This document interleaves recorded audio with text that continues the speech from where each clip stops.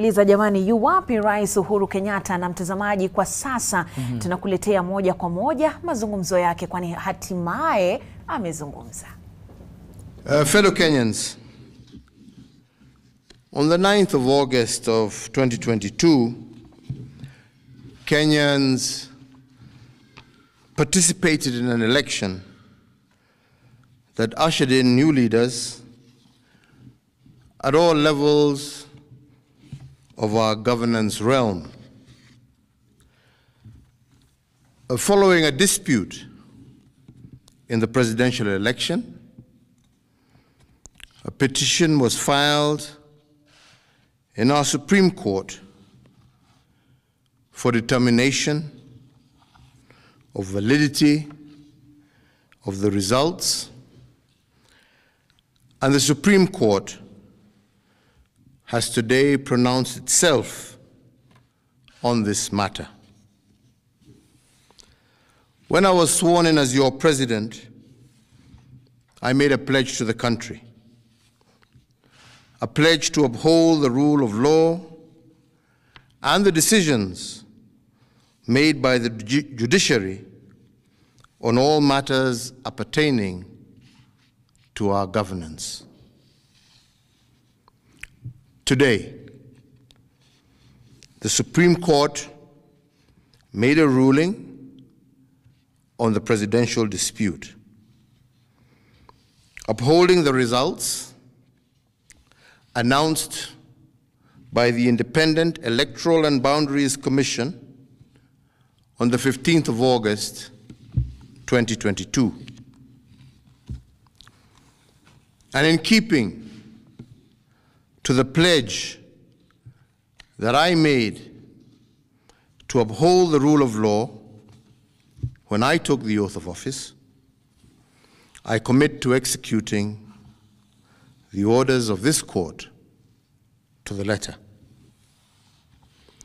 The process of handing over is in progress through the Assumption of Office Committee, which actually has already begun its work as of August 10th, 2022. And indeed, it is my intention to oversee a smooth transition to the next administration, and all the necessary orders to facilitate this process have already been issued. And because democracy is a work in progress, I urge the country to respect the institutions that midwife our new leaders. And in doing so, I also urge citizens to constantly put them under scrutiny, for this is the civic duty of every single Kenyan. In particular, this civic duty requires every citizen to constantly put the truth presented by our constitutional institutions to test. And they must test them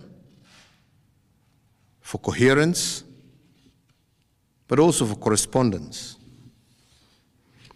They must constantly scrutinize the coherence of the truth given by these institutions, and to ask themselves whether the truth has been coherent from one election to another.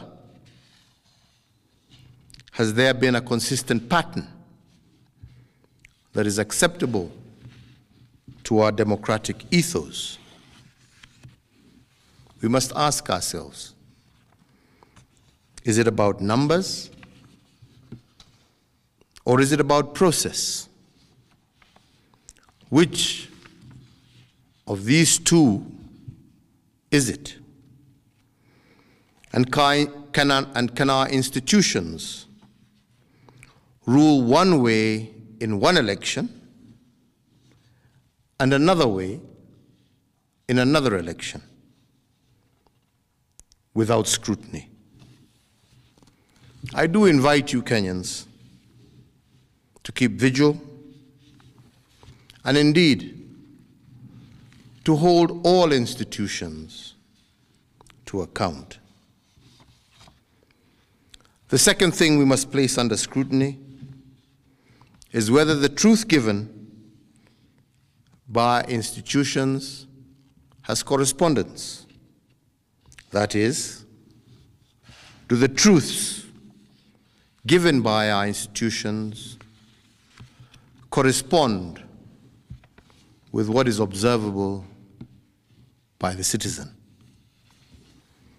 True beliefs and true judgments must correspond to the actual state of affairs. But do our constitutional institutions meet this threshold?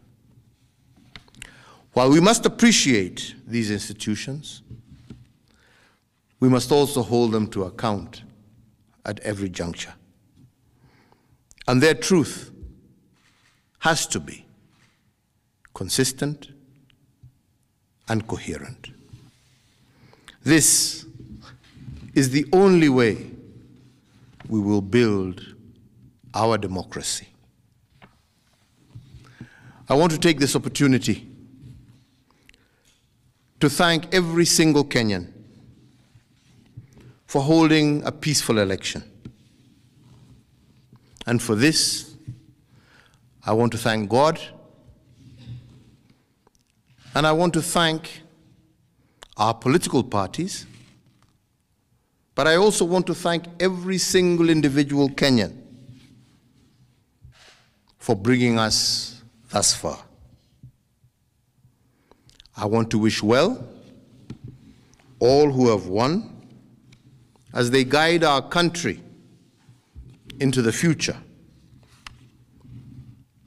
And I thank you all for the opportunity to serve, and I say, may God bless you all, and may God bless this great Republic of Kenya. Asante.